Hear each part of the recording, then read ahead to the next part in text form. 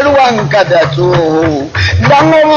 nan ne a nan kan kwana a nan na gani nan gurin ko nan gurin kwantar da hankali nan can nan ina ganin shi lokacin da ya shiga kato ne ko karami kato ne dan to naji wanne kala ne baki kirin na baki shi baki kirin kwantar da hankalinka ka ganni nan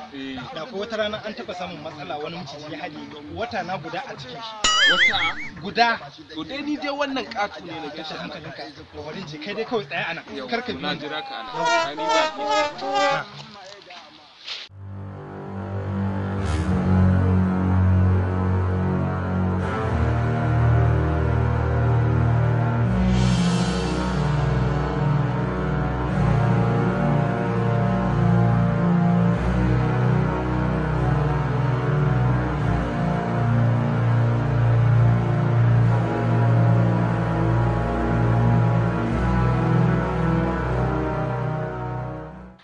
dai malam. Oh my god.